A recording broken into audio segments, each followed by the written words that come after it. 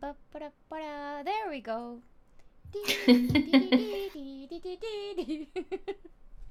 Game of fucking thrones. Game of fucking thrones. Game of fucking thrones. Game of fucking thrones. Peter It's Dinklage. Peter Dinklage. yeah. Peter Dinklage. Let's do that too. Yeah, hello and welcome to Game of Spoilers, episode 5, season 8.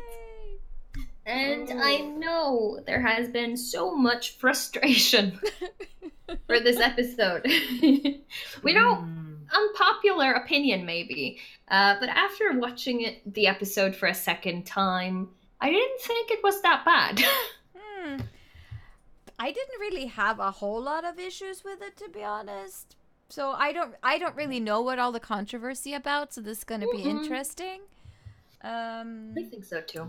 But there were some interesting character choices that I had some issues with. Now that I think about it. So yeah, there are some issues for me, actually. Yeah, there are definitely issues with plot and character progression. Yeah. Timing. Yeah. And, weird stuff that's just lame. Very that's an opinion. Yeah, well, that's what I'm here for. Yes, to share your opinion. Sharing my opinion. Of course. Now let's move on. I'm not gonna say anything about the intro because the intro is like it's always are. It progresses towards wherever we end up and blah blah blah. We start the episode with Varys. And he is writing some letters about Jon being the rightful heir to the throne. And then a girl comes in. And she tells Varys that Daenerys won't eat. What did we think of this scene? Well, I mean, it shows that Varys is still, the spider, very much so. He has his little birds that whispers and spies for him, and that Daenerys is really struggling with the loss of Missandei. Or that she, is suspecting anyone, doesn't even trust anyone. Yeah, that's also a potential reason for not eating. To me, I thought instantly, oh, grief, because a lot of people, when they grieve, they stop eating. Yeah, I thought so too. Did you guys think that he was poisoning her? No. Nope. Not? No. Oh, I thought that was what he was doing from the beginning of it, from the get-go. Yeah. No, I mean, that would make the comments that he made to the little girl make more sense, like, well, we'll try again at supper or whatever. Yeah, no, So- I mean, But yeah, he was basically trying to poison her. it's possible. Oh, yeah, they have confirmed it. Oh, okay. Well, Yeah. then, yeah. No, I didn't think about that at all, to be honest. But yeah, it makes sense.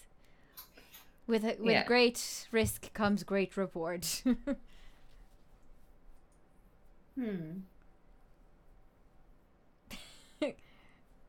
Backseat commentators? No, he's just chewing so freaking loudly. Crazy.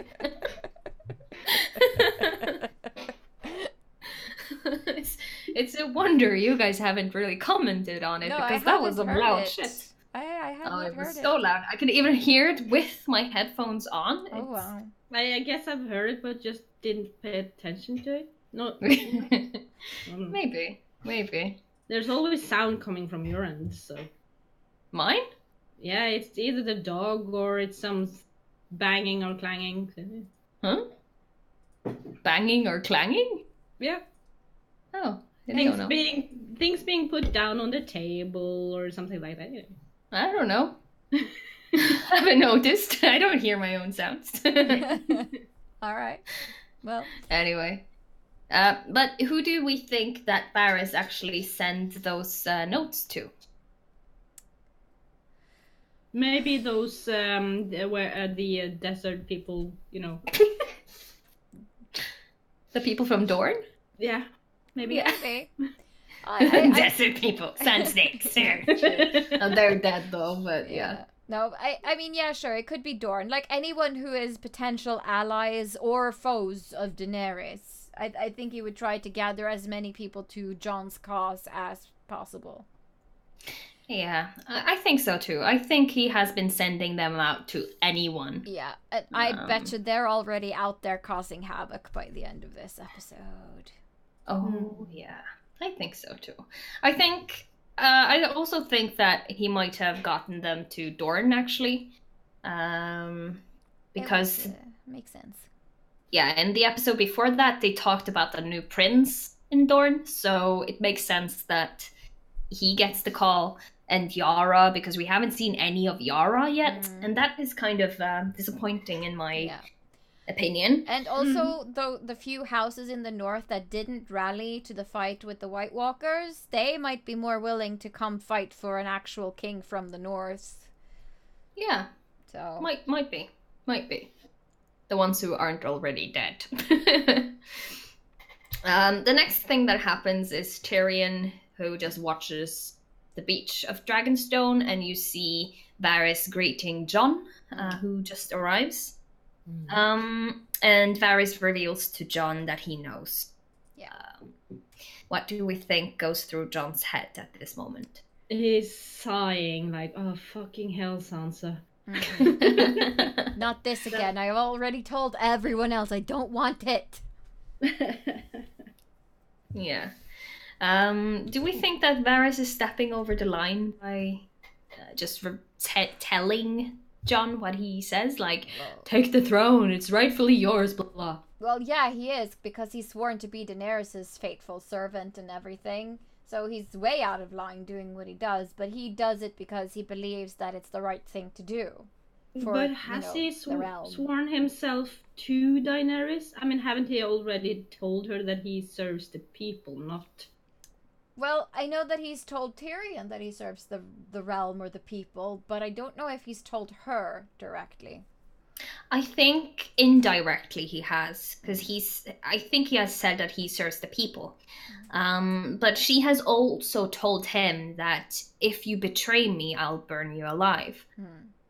So he knows the stakes. Yeah, he is betraying her and he knows it. Yeah, but he's doing it out of desperation, I think, because he sees where this is going. Yeah, for sure. Yeah, he's wise. Yeah, but not to go into detail about what's going to happen later, but do we think that maybe Jon will think back at this conversation at some point? Because Varys is basically right. Yeah. Yep. Oh, definitely. I think he probably already thought that thought later in this episode. I think so too. But I think if this conversation hadn't taken place, I'm not sure if he would have...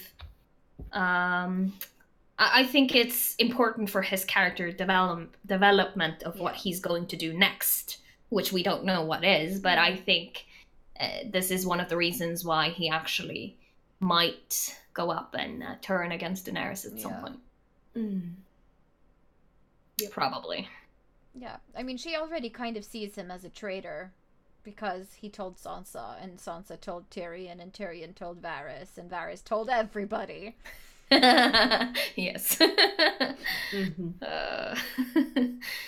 She's not gonna get loved by anyone. No. Not foreshadowing what's gonna happen later in this episode at all. No, not at all. The next scene really is Tyrion and Dany, where Dany feels betrayed by Jon.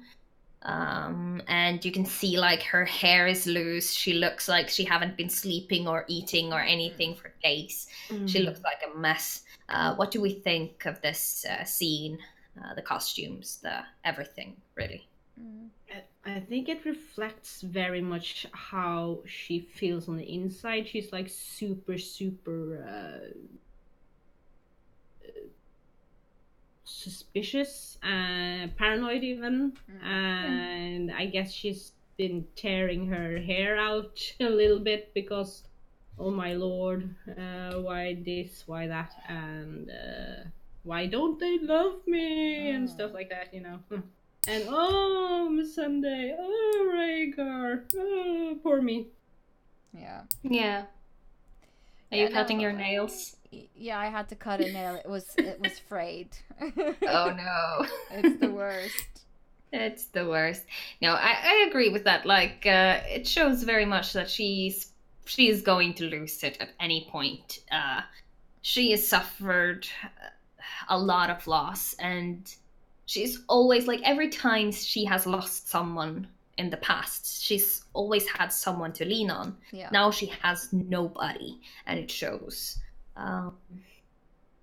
Who's gonna braid her hair from now on? I mean, clearly the Sunday did that. Yeah. Also, Tyrion and Dany talks a lot about Sansa and Sansa being evil. And why do we think that they talk a lot about Sansa in this scene? Well, because Sansa was the one who told Tyrion, and Sansa is clever. Sansa is the prodigy of Littlefinger. So I think Sansa knew exactly what she was doing. She was planting this information in Tyrion and sowing little seeds of doubt that would force him to talk to Varys about it. Agreed. And also... Yeah. No, go ahead. I think they might be foreshadowing something that's going to happen in the future. Because I think Daenerys is so fixed on Sansa being the bad guy. And I think she might fly up north the next episode to do the same thing to Winterfell? Winterfell, yeah. As she did in this episode to King's Landing. It's possible. I mean, they do time jump like crazy this season, so... Yeah, not only that, I mean... you know, but I'm not sure, though. You know, because she's ruined everything at King's Landing, and the throne is there for the taking, so why bother flying back first chance you get? She's vengeful. Vengeful, crazy, petty, brave, lunatic. I mean, it's highly likely she will go back. Yeah. I'm starting to think that she's gonna go up for Sansa, and Jon's gonna have to make some harder choices. I don't really think it will be a hard choice if she actually takes out Sansa. No, I don't think so either. I think he's gonna protect his family no matter what.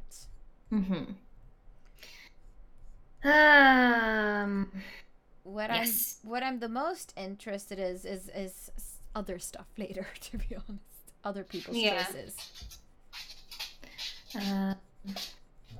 And also, Daenerys is like nothing matters now. She has some really, really dark comments in the scene, foreshadowing what's gonna go down at some point. Tyrion tells Dany basically that Varys has betrayed her, and it was Varys that, has been telling everyone. And they make it really clear what's gonna, go down. Yeah, it's some pretty pretty basic foreshadowing. Oh, yeah. Like, yes, this is going to end badly. Then we see Varys. He's writing more letters. Do we think that this is the same letter as he has already written, or is this something new? Well, it could be a copy of what he already wrote, or it could be something else. Hard to say, because you didn't really get to read it like you did the first one. No. So we don't know. But it's very clear that as soon as he hears the footsteps, he knows his time is up, and he doesn't even like break a sweat. He just like, well, I guess I better wrap this up and light it, put it away, take off my rings. I'm ready to die. Why did he take off his rings, though? I was wondering that too. Yeah, I guess he didn't want them to burn for some reason. Maybe they were a gift for his little birds. I don't know. Maybe they can sell them to feed themselves. Yeah. Also, Ronidov says, "Hey-o" in the chat. Hey, Rara! You're Thanks just in time. Hey, Wes! Awesome. Hey! We're just talking about the time before Varys gets, Yeah. When he's collected by the Unsullied in his office in episode 5. I have read a theory, though, and it's that Varys is connected to the Lord of Light himself. Well, he is from the same place as Melisandre, so... He is. And the theory is that, because what you see in episode 3, right before Melisandre dies, is that she takes off her necklace. Yeah. And Varys is kind of doing the same thing now, so I'm wondering if it has a connection with the faith of the Lord of Light. That's an interesting theory, for sure. Yeah. And he has been in the game for quite some time, knowing a lot of rulers. Oh, yeah. So how many rulers does he actually have been around? Who knows? We will never know anymore. No. Or Varys. I liked Varys. I did too. Yeah. I really enjoyed this scene, though. I thought it was really nice. Because you knew what was going on. You knew that somebody was coming to get him. And the next thing that happens after this is basically the burning of Varys. And there's a few things that I think is interesting in the scene. And the first thing I want to talk about is, what do we think about the way Tyrion handled the situation? Well, I mean, I was watching the Inside the Episode things and the game revealed on HBO, and the writers, what they were trying to do was communicate this of a best friend saying goodbye to another best friend. Like, yeah. I'm sorry I had to do this goodbye, because besides Jaime, Varys is, the one person that Tyrion has gotten the most along with and been the closest to throughout big parts of the series. Yeah. I just think it's sad that Tyrion really let this happen. And I think the only reason he did so is because he so desperately tries to have something to believe in, because everything is basically fucked, and he's just, okay, I've made a choice and I'm gonna stick with it. I made the right choice. I made the right choice. I made the right choice. I made the right choice. That's what kind of I feel like Tyrion is doing right now. It's delusional at this point. Yeah.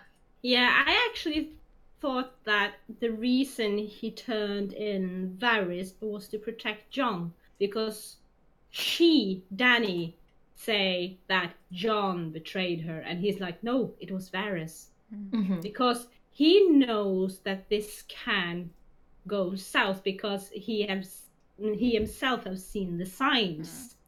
And he wants Jon to survive in case those signs actually are proven true. That's possible. It could also just be that he was looking out for himself, because he's had so many failures lately, and to be suspected for treason on top of that, I mean, she would kill him. She would burn his face off.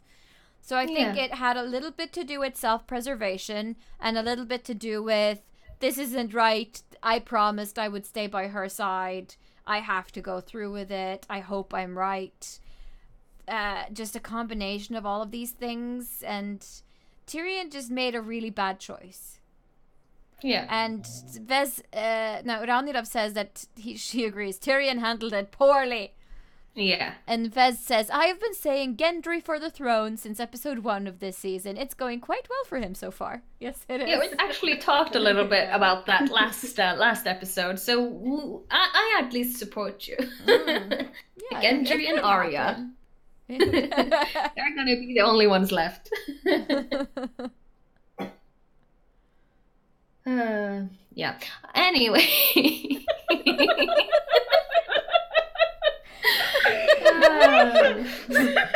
I don't know who you are, hoax not negotiable, but good one.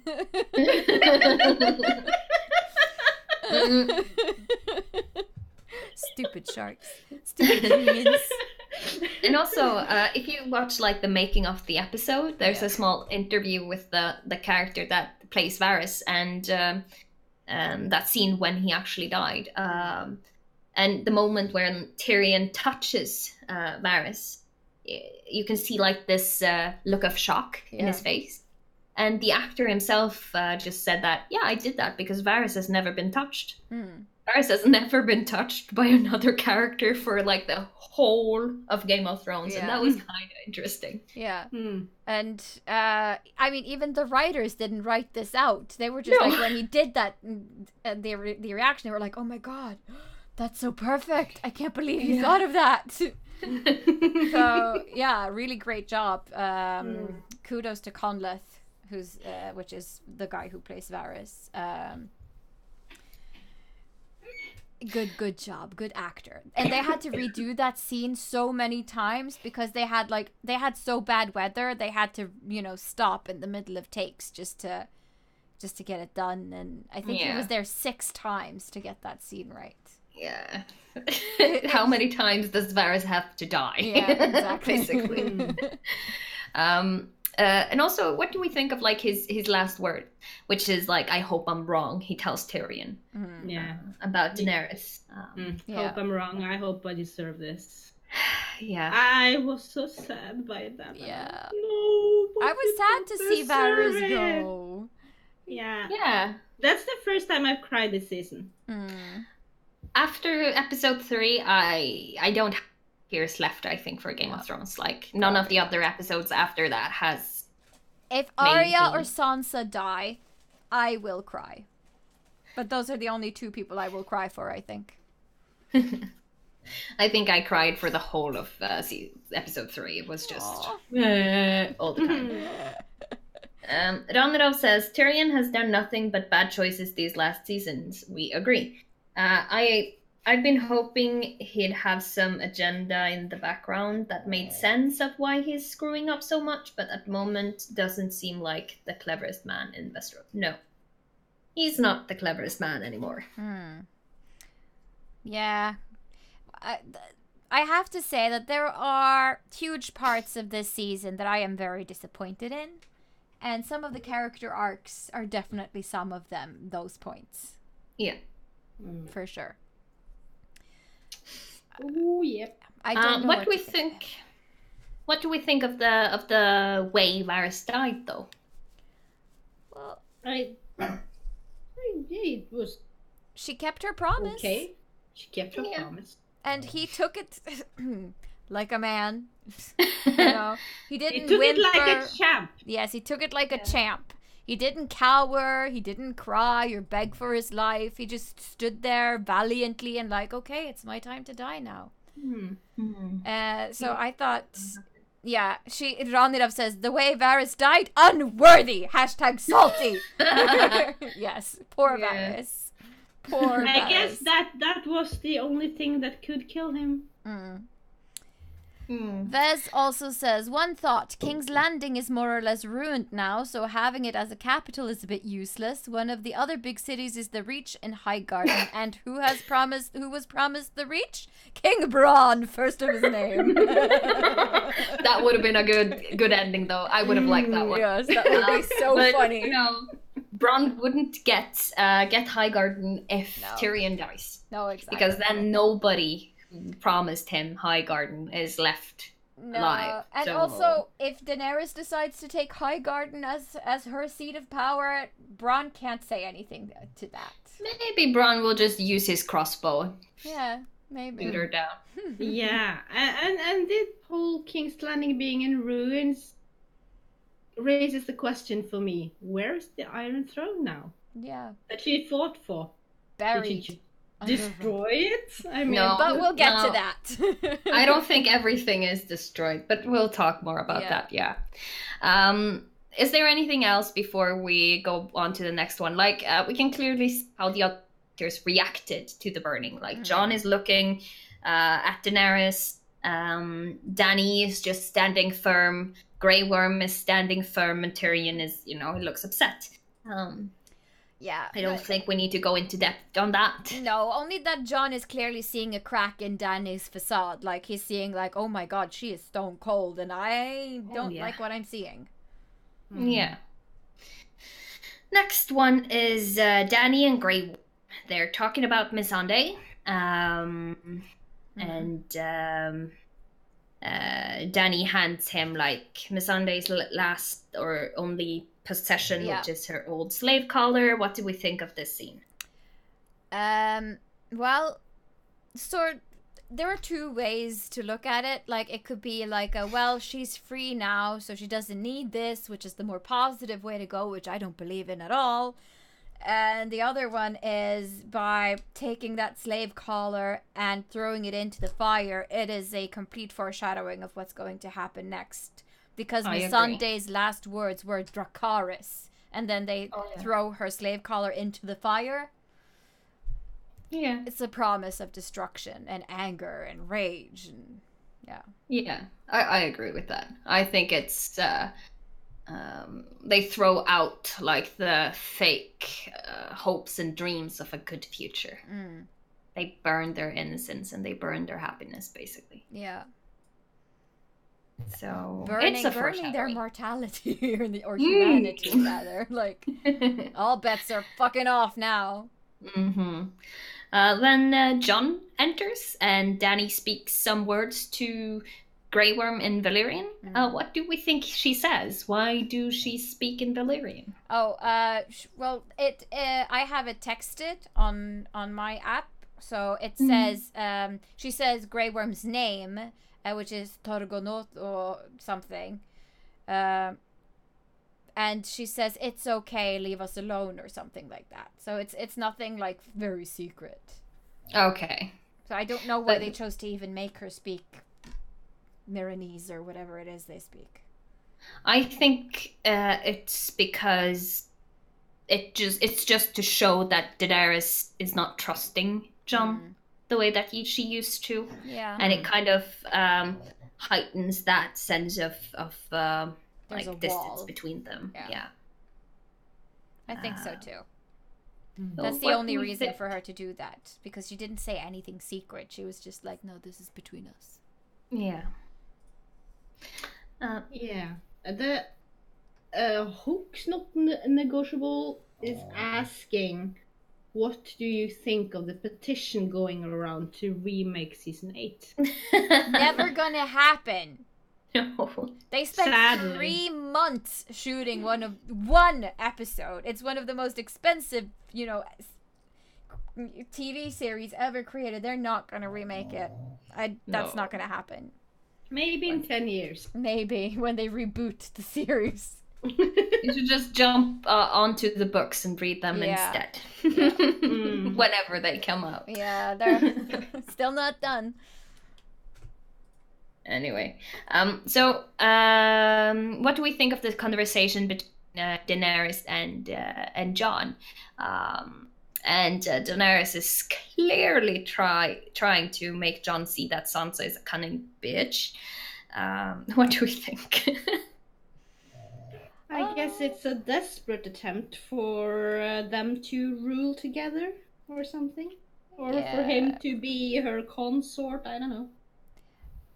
Yeah, I mean, she's clearly trying to win him over to her side, and like, you can't trust her. She's an evil witch.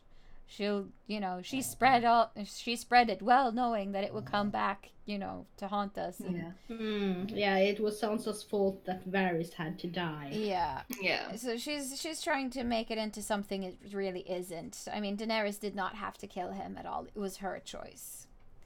So yeah, and she knows that everyone loves Jon, and that she's jealous. And the only way she's going to get love from her people is she can have him love her.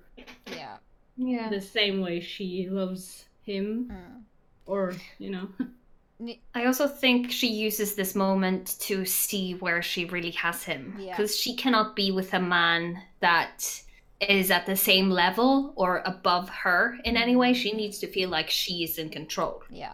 And with him, not kissing her fully back, with him not agreeing with her, with him not doing whatever she commands, it doesn't fly good by her. No, it doesn't. She can't control Jon in the way she thought she could, probably. And I have to say, I mean, that is a sociopath move that she did. Oh, yeah. For sure. Like, but I love you. Oh, prove it to me. And then you go over and kiss somebody, and when they don't return it, then it's like, okay, fine. Then fear it, Billy. Then. But wasn't that the way her brother did with her? Yeah, it's the very same way. They've been doing that this episode, making her look more and more and more like her twin brother. Yeah, Viserys. Well, they weren't twins. He was a little bit older. Yeah, but I didn't say that though. No, I you just said twin. brother. No, I said brother. Okay, with I her heard brother. Twin brother. I didn't say twin. Maybe I heard it. I didn't say it though. With her brother, that's all I said. Okay. But okay. Okay. We can watch this episode again. Yeah, We can. We can. Back. All right. No, prove it. Rara says the conversation cringeworthy. # salty. Also, Sansa is right. Yeah, Sansa is right. Can't trust She her. is. Definitely. Everyone is fucked because everyone is doing the wrong thing. No. Yes. Yeah. Is there anything else? What do we think? I think this basically foreshadows everything that's gonna happen later. It's a confirmation, a direct confirmation of the way things are gonna go later on in the episode and also possibly in the season. Yeah. Then we have the throne room with Tyrion and Grey Worm. What do we think about Tyrion and Daenerys' conversation? Because Tyrion is clearly trying to make Daenerys not go through with whatever she's planning to do. I think at this point Daenerys has already kind of decided where she wants to go with things. I don't think she's decided to burn down the entire city just yet. But she's still thinking about it. Like, she wants revenge. And there's nothing that he can say or do to make her stop. No. And then it says the thing about the bells. Like, if the bells ring, it means Cersei has given up her throne. Yeah. Will you stop? And then Daenerys gives, like, a slight nod. But she doesn't give it to Tyrion. She gives it to Grey Worm. And she just says, wait for my signal. You'll know. Yeah. So it seems like Tyrion thinks that the nod was meant for him. I don't think it was. No, I don't think so either. I think it was meant for Grey Worm for like some secret plan they have together. Ahead. I don't know. Last thing that happens is that Tyrion learns that Jaime has been captured. And Dany says, next time you fail me, you will be the last time you fail me. What do we think do we think that she means that? Do we think that she'll keep her word? I think she meant it. I think if she discovers that Tyrion let her brother go, she's going to kill him. I think so too. I don't know if you guys noticed though in this scene, because the music track that's played, it's the same sound that has been used earlier when Jon has given one of his speeches. That's meant to be like soothing, but the music track here, it's the same song, only really distorted and crazy. I didn't notice that, but I will definitely try to pay attention to that next time. I tried to find what episode it came from originally, but I can't remember which one, but I think it might be from the last season, and the only thing I remember is that Jon is just saying something really lame. That's the only thing I remember. Like, that's what it sounds like to me. Yeah, Rara says 10 out of 10. Dany meant it. It's not like she's not on a murder rampage. No, not at all. No, not at all. She meant it, I'm certain. Next thing we see is King's Landing. We see a woman and child who we will be seeing a lot more of, like a woman with that short hair. Yeah.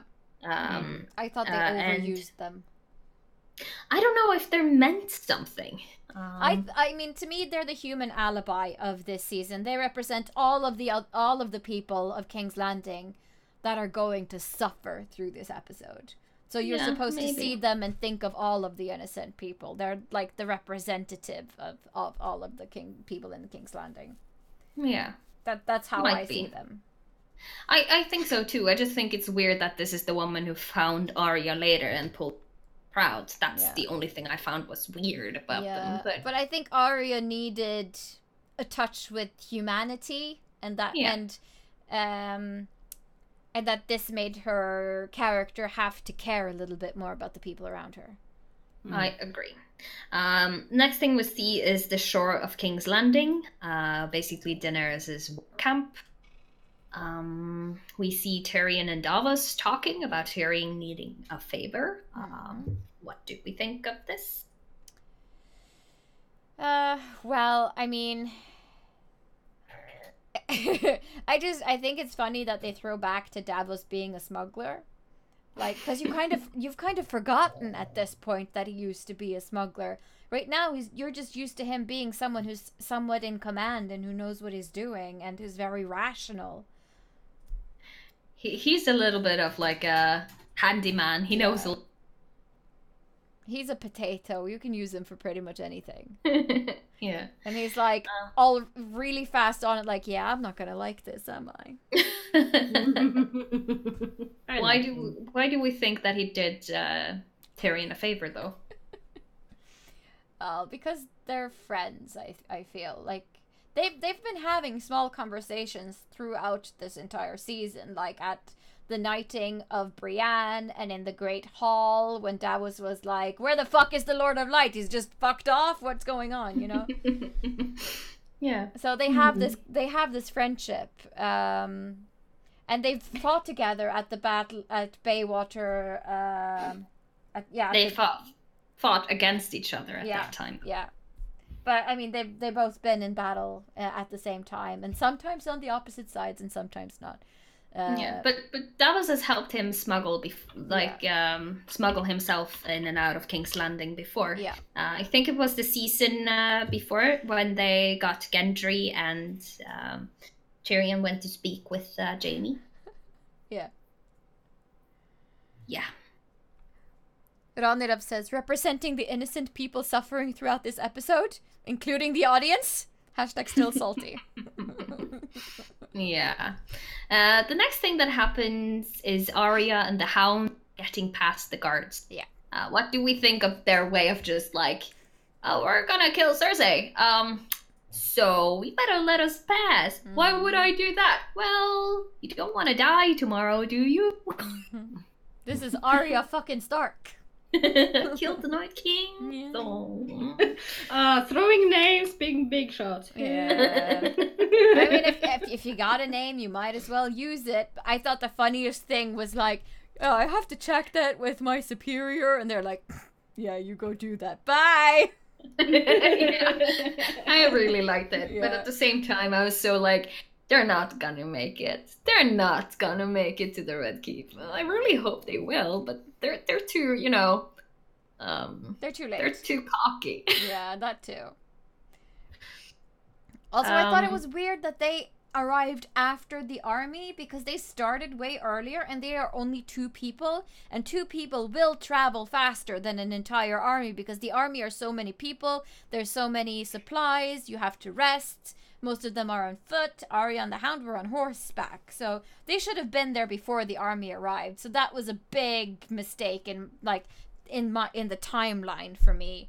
I don't think they stopped at a tavern and got drunk and like, oh fuck, look at the time, we're gonna be late, you know? No. But like that's I thought that the people who were at the shore I don't know. I didn't really think much of that. Because they might have been there all along. They just haven't, you know, gotten into the city yet. Yeah, but I mean, it would make sense if they had gotten in before the army arrived, because how the fuck are you going to get in there? Like, you would have to go in by the you know, the tunnels next to the shore or some other secret passageway. And the Hound is big, so he's not going to be able to fit in to as many nooks and crannies as Arya.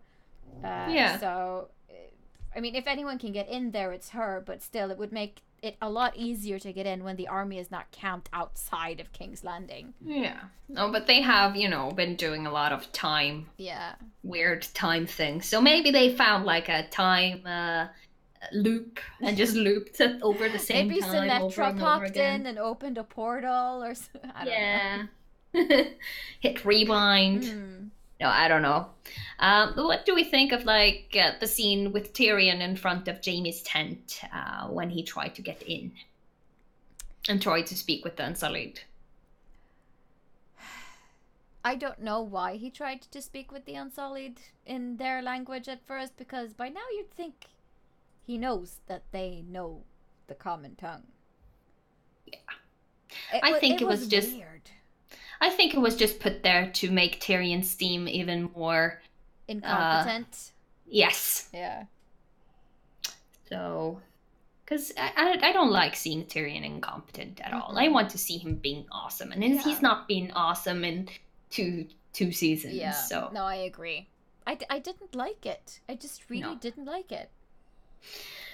But what do we think about when Tyrion actually got inside the tent and the conversation he had with Jaime? No, it was moving. This was like, I got emotional. I didn't cry or anything, but I was like, oh, my heart. Poor Tyrion. Thousands of people, innocent people, against a not particularly innocent dwarf. Fair trade. Yeah.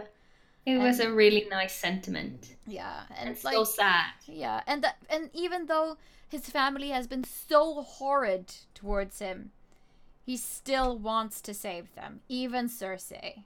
And like, I get that he wants to save Jaime because Jaime was always there and was okay to him, but still, like, I think all the years he's spent with Varys has rubbed off on him because he's become a more sympathetic character throughout the years. He was the same as all the Lannisters before. He didn't care. He just wasted money, drank, and fucked horse. That's what he did. Yeah. But now he's a man of the people, and he wants the best for the realm. It seems. Yeah.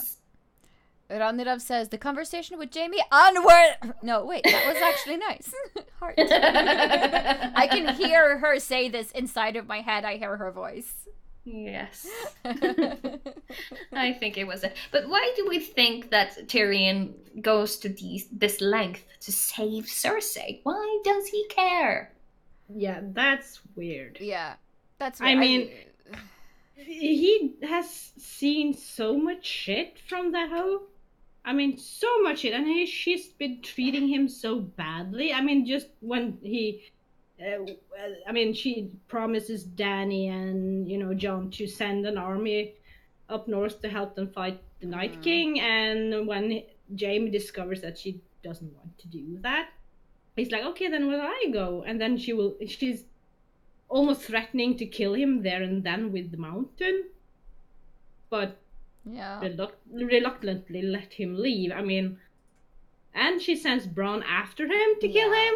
I mean, come on. She has done so much, and he knows almost all of those horrible things she's done, but, and like, if it were me, I don't think I would be able to forgive her, even if she was my own sister.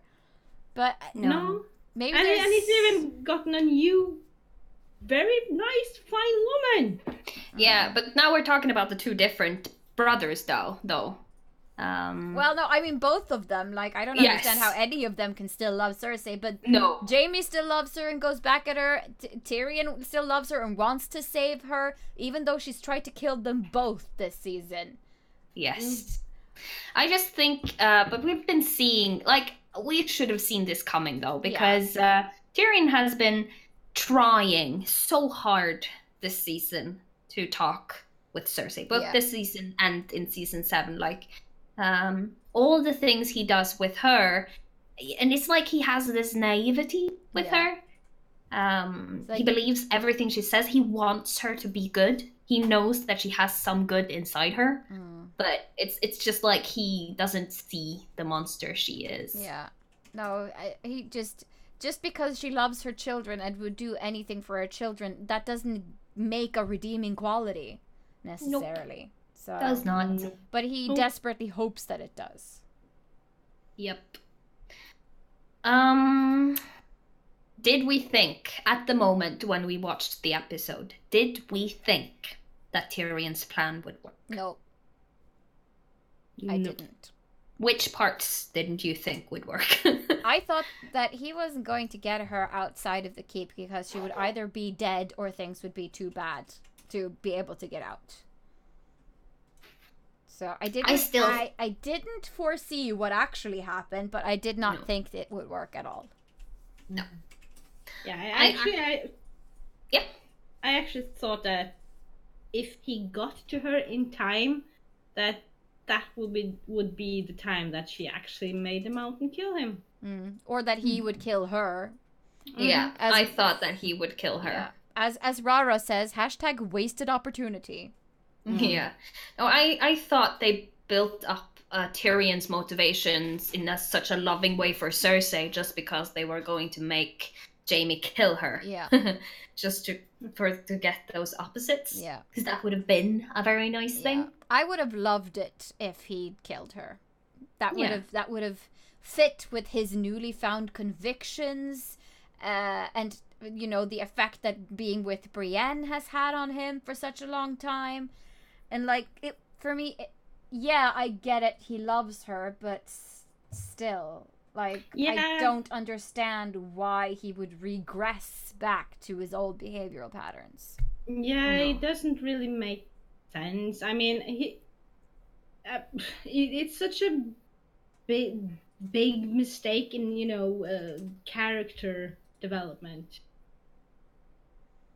Really. Yeah. Well, I mean, it's a very human mistake. A lot of people regress into old patterns of behavior and old habits and things all the time, and so it makes Jaime very human. Like, he can't help loving who he loves, no matter how horrible she is, because he knows he's horrible too, and they kind of deserve each other.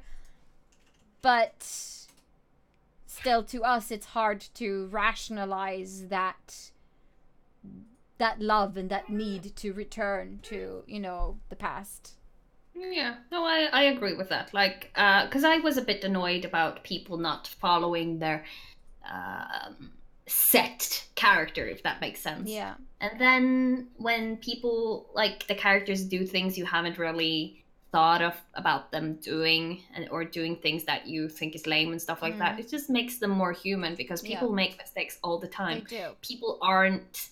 It's not easy to just say what normal people are about to do, because you don't know what's going on in their minds, and people change their minds all the time. Yeah. Without having a character development, really. People just do things without really knowing why. So there aren't always a bigger meaning behind anything. And that's one of the things with Game of Thrones that they've always been doing, is subverting expectations. Like, okay, so the audience wants us to make Jaime kill Cersei, but we're not going to give it to them. Yeah. I mean, I think that has been a part of the process in making this episode and the choices that they made. Like, what do they expect? Yeah. We're going to talk a bit more about Cersei and Jaime's death soon. So we're going to move on. The next thing we see is basically King's Landing preparing for battle. They are readying all their scorpions, which are many. You can hear the music starts to build up more and more. It gets more loud, more tense. We see people running around, hiding at the same time as we see soldiers, gearing up. We see Arya and the Hound moving towards the Red Keep. We see Jaime doing the same somewhere else in the city. We see members of the Golden Company getting ready, looking, nervous. Scary. We see the Northerners and Daenerys' army gathered around the gates of King's Landing, and Tyrion tells Jon that if the bells ring, call it off. What do we think of this huge... It's like moving chess pieces around on a chessboard, this one is here ready to do that, and this one is here ready to do that. Now let's just wait and see what, the other side does. Yeah. I agree. Everyone is waiting for Daenerys. Next thing that happens is Cersei just looking out over King's Landing from her safe spot at the balcony in the Red Keep. Safe spot. We see Arya and the Hound again. They move past this short-haired woman, actually getting her spot They take their place. They just squeak through the doors before they close. Yeah, Jamie doesn't make it. He starts fighting another way. Is there anything we want to talk about before we move on? Not really, because as I said, there's not really much to explain. Like this is just people getting to where they need to be and like setting a mood. Like everything is tense. People are nervous on both sides, but for different reasons. I think actually the side, Cersei's side, look confident because they've already killed one dragon, so they're confident that they will end the other one as well. And Cersei is confident that this will go her way. That Dany will, hesitate in using her dragon because of all the innocent people in town. That's why she's gathering them around her so that she will be safe, thinking that Dany will, not kill them. No. Yeah, and looking confident and bitchy and like, this is a piece of cake. Yeah. Next thing that really sets things off is that we see the Iron Fleet. We see Euron doing his thing. One thing that I noticed is that in the scene, Euron's jacket looks like it's not ever been used. It looks so super clean. And I'm like, you're supposed to be a pirate. What is this? There should be salt on it, at least. Where is the weathering? It was not existent. Anyway, then he sees something coming. I think it was a nice plan of Daenerys to use the sun as, hiding. And then the dragon time. We're gonna go through this step by step, so let's just do the boats first. What do we think of Daenerys' smashing of the boat, the dragon? Why didn't she do this in the last episode? Yes, and why were their aim perfect the first time, and this time they couldn't hit a fly? I mean, it's so convenient. It was dumb. It was so dumb. They've always known that the dragons could wipe out King's Landing like that. So that wasn't really a big deal. I just think that it was a bit weird that only one of the boats shot at once. They were lined up. They were ready to shoot. Yeah. And I don't know why no one at the wall shot at the seaside when they saw that the dragon was coming. So that I thought was a bit weird. Yeah. I mean, the dragon is fast and everything, but they had no problems hitting one of them in the last episode, even when they had been like. As Ranirav says, granted, in the last episode, Euron got the jump on Dany and the dragons. This time it was reversed. Sure, that makes up for some of it. But the dragon fire suddenly got mega super highly effective overnight. Like, it was not this effective even in the last episode. And they didn't try in the last episode though. They didn't really use the dragon. But the thing is, the dragon fire has always been very effective. They just haven't gotten to use it in this type of environment before. And I get that. Like, up in the north, they were, limited by the weather and the blizzards and everything. They weren't in their right element, so they were weaker, weren't eating properly. And now they're south where it's warm and nice and, they're in their right element. That will make up for some of it. And also, just to describe it like on a scientific level, if your blood is rushing with adrenaline, you do get more power. You do get more strength, and you're able to lift more, do more. That's why, like, in a crisis situation, you can do things you wouldn't be able to do in other situations. So, and also the dragon and Daenerys has this kind of telepathic link between them. So it might be just like the anger and the rush of it all made them more, not as defensive as they've been before, because they have been super defensive. Daenerys has always been told, be defensive, don't go in and smash them heads on, don't do that. And now she just let loose everything, and that hurdle is gone now, basically.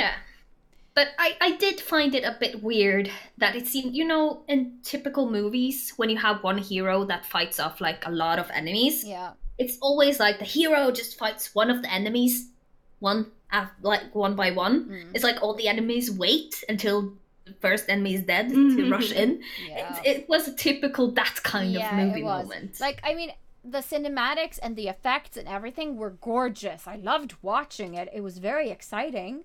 And, like, yeah, good on her and Drogon for wiping out an entire battle fleet on their own. It was cool to watch. I thought the dragon had become just way too OP. Yeah, for the walls, yes, but for the boats, I understand because they went below their shooting range, so they were at the like water level the whole time, and they didn't really. I don't think Euron had thought about that. I think Euron had prepared for her to be in air all the time because then they would easily maneuver and shoot. Now they would have to turn around the boats, and didn't have time. Died before that. Very true. Ranirav says that Drogon was basically breathing atomic plasma this episode, way OP when compared to the attack on the Lannister caravan in last season, which was devastation enough. Yes, very much so. Yes. So there are things to consider, but all in all, it was cool to watch. It was a cool scene, and I know how much work goes into these things. Like, it's insane. So, I mean, it looked beautiful. Well, good job to the CGI team. Yes. Then Dany attacks the walls. Yes. What did we think of her attacking the wall? This is the one logical thing that I'm like, but because the whole wall was covered by those scorpions. Yeah. And in some of the shots, you can even see like the Lannister soldiers just standing there. It's like, the siege has been going on for like 5 minutes. Wouldn't they be like, ah? But they're just standing there looking. Maybe they're just in awe by this dragon. Like, they're like, oh my god. No, they look bored. Yeah. So, I can't explain it. There were so many scorpions. Did they not build them so they had maneuverability enough to shoot in a 360-degree angle? I don't know. They probably didn't think of it. No, probably not. I probably believe that the writers didn't think things through. Possibly. Enough. So much. Yeah, but as Rara says, they're sloppy, rushed writing because they have basically 2 seasons to put into one single season and 7 episodes instead of 12. Like, it's impossible. Yeah. Really. But I think it would have looked more realistic to me if they didn't have as many scorpions as they had, because now they were basically covering all the walls and it would be super easy to just turn it around and shoot. Yeah, pretty much. They saw the big dragon. It's like, the dragon is so huge, it's hard not to, it's like, you can even hit it if you put a blindfold on. Yeah, it kind of feels like that. It was weird to watch, basically. Yes. But maybe it can be explained, as Raro says, with the hero always gets a +20 initiative. True. Yeah. The next thing that happens is basically the Golden Company facing Jon and his army and Daenerys' army, whatever. What do we think about this scene when, they start to hear explosions, the staring contest, the way they filmed this? Yeah. What do we think? You could clearly see that the Golden Company were not as confident as they usually are rumored to be. Like, their leader, he looked disturbed. And he wasn't wearing a helmet. I wonder why that was. No safety. I guess just because we can see his face because he's important. Probably. And like they filmed him from behind, like when he was sitting on his horse, so you see from behind him and then you see the view of Daenerys' forces in front of the keep. And it's the same view that they used for Jon during Battle of the Bastards. Yep. So basically they're giving us the good guys are now the bad guys kind of angle. And vice versa. They're at least trying to make us feel that way, because that's gonna get very clear later in the episode. Gonna make us have feelings for the bad guys. Yeah. So they're trying to humanize the enemy, basically. They're not just some faceless battle company with full of screaming, raging, bloodlusty monsters. They're people, and they're just as scared as everyone else. Yes. Then the wall kind of just, and the dragon comes flying through and stuff like that. Yeah, that was a signal, I guess. Are we disappointed in the way that we didn't even get to see the Golden Company fight? I mean, I didn't expect much from the Golden Company to begin with. No. So, I don't know. No, they were just there to look pretty. Yeah. And I mean, like, this whole scene with the Golden Company is, like, according to the making of stuff, is the first time that 22 people have been lit on fire for the same shot at the same time on television or film. Yeah, it was a cool shot, though. Yeah. They've made that in a very cool way. But I also think, like, when the Golden Company gets wiped out that fast, it's the first time us as viewers is realizing that, wait a minute, we aren't going to see a big grand battle. No. We aren't getting what we're hoping for. We aren't getting what we were thinking we were getting. This is a slaughter. And what is this going to be? It's when we realize that something is up. Mm-hmm. What is this? The jig is up. No. Rara says that the stare down with the Golden Company was uninspiring. They were simply cannon fodder in the most boring way. And as Cersei said, no elephants? Yeah. No. And now we know why they didn't bother to bring in elephants. Could you just imagine to watch them burning elephants? That would be so much work. Yeah. No, but I kind of liked the reversed kind of thing. And I kind of liked it that it was so fast and easy and overdone. Like, was like, this was weird. I didn't expect this. Once again, subverting expectations. Yes. Yeah, I think it really much drew parallels to when our heroes were waiting for the undead army. Oh, yeah. They did a lot of parallels, I think, with that army just on the opposite side. Yeah. Then we have a close-up of Cersei. She's watching. What do we think is going through her mind? I think before this, we have only seen close-ups of her looking confident. Now she's just looking like really tense. She's worried. For the first time. Reason. It's a little bit too little too late. Yes. Then we have a small cutscene with Tyrion just walking through the destruction, following the enemy his own army inside King's Landing. Then we have a scene with Qyburn telling Cersei about the mass destruction. What do we think of her reaction? Denial. Yeah. Yes. Complete and utter denial. She's not believing anything, even though she's standing there seeing it as it happened. Yeah, she's like thinking, this should not happen. This should not happen. This isn't happening. Why am I losing? And also, sellswords, like we've been told earlier, I don't know which season and I don't know which episode, but we have been told earlier that the people soldiers have to have something to fight for. They will fight twice as much if they have somebody or someone to fight for. Yeah. And the Golden Company, their sellswords, they fight for money, so they won't, But they are the finest fighters in the world. Like, oh yeah, she wiped out basically a small army of the finest fighters in the world just by riding a dragon. So yeah. And I mean, yeah, the Lannister army is good, and sure, they're fighting for the crown, but the crown isn't what really motivates people to fight the good fight. You know what I mean? No. It's not. Yeah. Then the next thing that happens really is Jon and Grey Worm and Davos leading the army inside King's Landing. We can see them end up facing some Lannister soldiers. Yeah. And they basically give up. Like, they have a staring contest, and the Lannister soldiers throw their swords down. Yeah. What did we think? Yeah, I mean, they see the dragon, they hear it, they hear the flames and the screaming, and like they're like, you know what? I don't want to die today. I give up. I surrender. It's fine. And I thought that was also a contributing factor to showing humanity again. Yeah. The enemy doesn't want to fight you, really. They're just following orders like the rest of people do.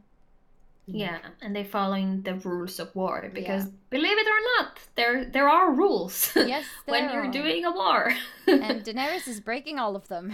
Oh yeah. Yeah. I guess the thing is that they fight because they don't want to get killed by Cersei, and they want their families to be have food on the table and stuff like that. And here comes a superpower that threatens to kill them if they continue to fight for this other person. And they, of course, yeah. Yeah, I mean, she's basically a weapon of mass destruction. So obviously they will surrender. Yeah. I thought it was a sensible thing to do. Agreed. I kind of thought it was a bit nice thing to see as well, because we have gotten painted the picture of Lannister soldier. Not really. Last time we saw Lannister soldiers, they didn't attack Arya, and Arya decided not to kill them. So we have seen that they're just normal people before. But you kind of think that they're just, I'm gonna murder you because of Lannisters, because they have been painted as the enemy for so long. So it was a bit nice to see them just I cherish life more. Now we see Tyrion looking at the bells, like hoping they will ring. Jaime is running towards the Red Keep, and everyone is screaming, "Ring the bell! Ring the damn Cersei is still not giving up. The dragon lands inside the city. Everyone is terrified and more shouting. Then the bell rings eventually, and it's like a sigh of relief. Did anyone think? Did you guys think it was over? I was hoping. And I was hoping too, but I could see the gears breaking inside of Dany's head. Yeah. Like she's just like heaving for breath and looks more and more mad. Yeah. And like I was thinking the entire time, don't you do it. Don't you fucking do it. They gave up. Don't you fucking snap on me now. What do we think? Do we think anything special went through Dany's head before she? Well, I don't know madness really. I personally, as a very sane person, cannot understand the trigger in this scene. Where in this scene is the trigger? I think when you have gone as far as she did, thing is, she didn't do what she did to free the city. She did it because she wanted to conquer it. Yeah. And in her head, she hadn't got Cersei yet. It was Cersei she wanted. And Cersei hadn't got any of the people who had hurt her yet. No. As Rara says, what went through Dany's head? Dracarys. Yes. That was Missandei's last words. And she's just... she's just snapped. Missandei was the trigger, basically, that made this whole thing fall apart. Yeah. Because she was... I can't... No, it doesn't work for me. If Missandei and Rhaegar was the triggers, then why wait a whole episode with it? Well, because sometimes it takes time to process things. Sometimes you get so stumped by something that you can't feel it, you can't process it, you just don't know what to do. That's often what happens in like a moment of crisis. Like if you crash a car, for example, you're out of it for a few seconds because you're like, what happened? Like, This is more than a few seconds. Yeah.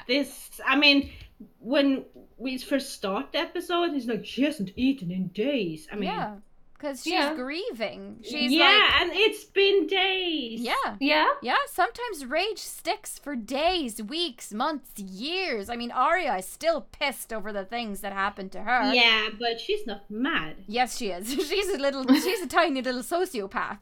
She does not care about human life that much. I mean, she has human sides and she can care for people, but she has very clear sociopathic tendencies.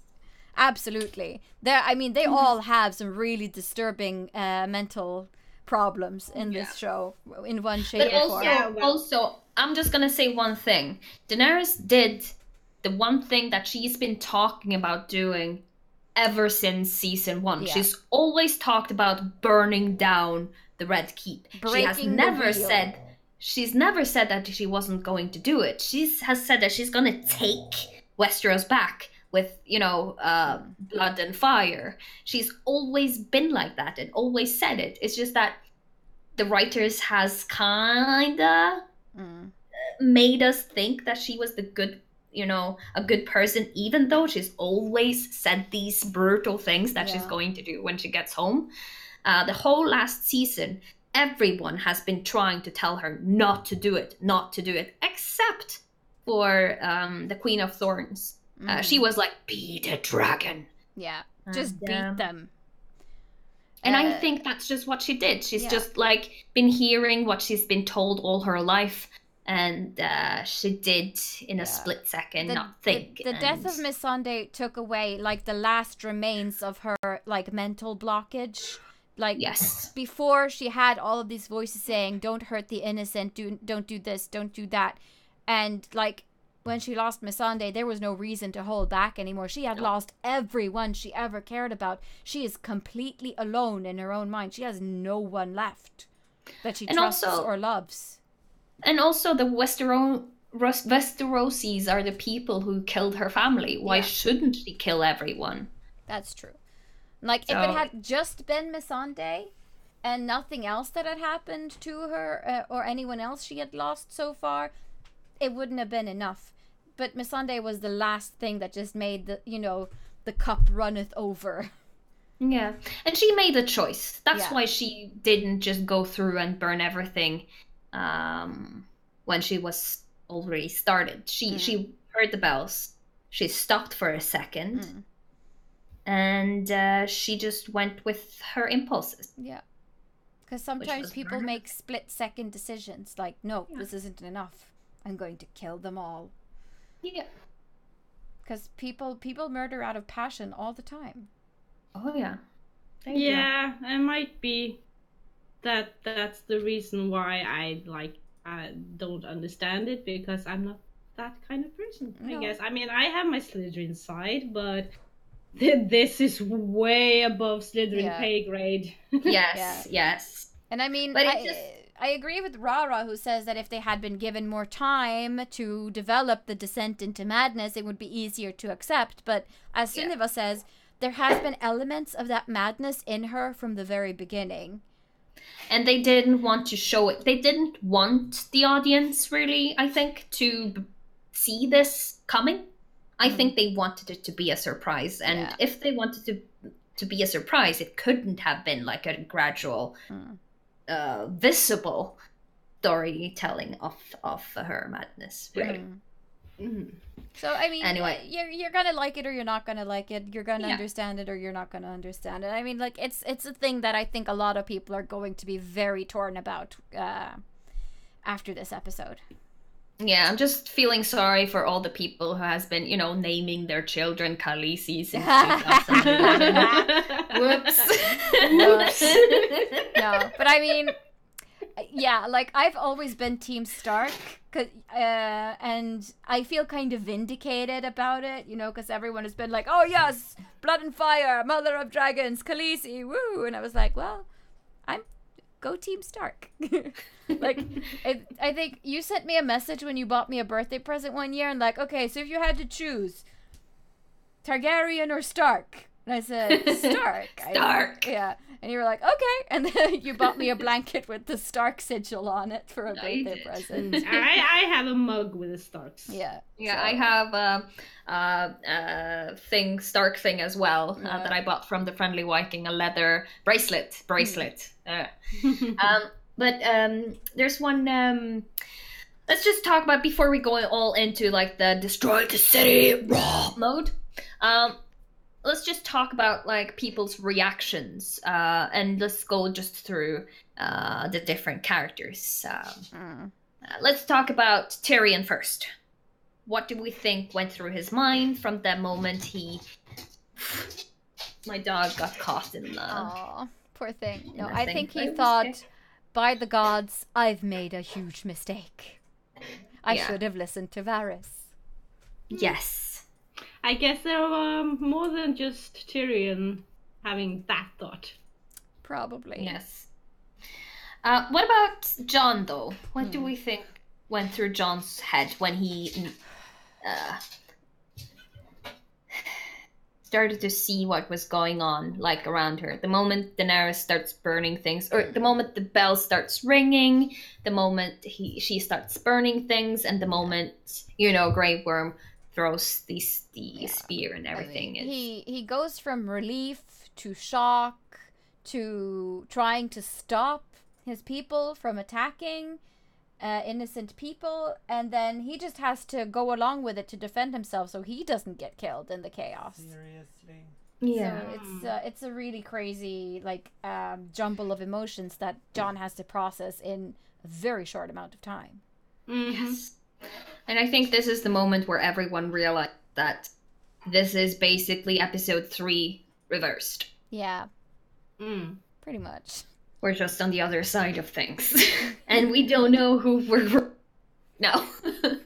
Well, I'm still rooting for Arya and Jon, obviously. Oh, yeah. Yeah, for sure. Of course. But, yeah. But what about Grey Worm's decision of attacking the soldiers who's already given up? Yeah, I guess he was probably in similar state of mind as Dany. Yeah. He lost his true love, the one who took his virginity, blah blah blah. The one he was sworn to protect, bloody bloody. He hates Yeah. these people. Yeah. They Yeah, took his no. life away, basically, because Missandei was his life. Before her, he didn't really have anything. He was raised as a slave and raised to be a soldier. Hmm. They took away from him the only thing he ever cared about, and so the attack, I think, was a mixture of like just pure emotion, pure hate, Yeah. but also calculated. Like he knew exactly yeah. what he was doing in that moment. Mm. No illusions. No. But a very, very coward thing to do. Attack someone without a weapon. Yeah. Like, It's not Yeah. okay. It No, was- I guess he just didn't give a fuck. no, they just wanted to kill everyone. Yeah. All the people in King's Landing. Just like Littlefinger would rule to just be the king of the ashes as long as he could be king. Yeah. That's kind of how it feels right now. Mm. Yes. How did we feel when we saw Daenerys actually starting to burn the houses and the people? No. Because at first, when she gets up in the air again, she flies towards the Red Keep and towards Cersei. And then she's just like on the way there, nope! And starts puking, deadly fire down at innocents. What did we think? Did we expect that, or No. did it come as a shock? I was expecting her to go straight for the keep, to be honest. That's what I was expecting. Yeah. So when she did that, I was like, oh no. Oh, honey, no. Why? Yeah, no, I was like more like, knew it. Darn. Fuck. Yeah. The Night King was supposed to stop you. He didn't make it. Whoops.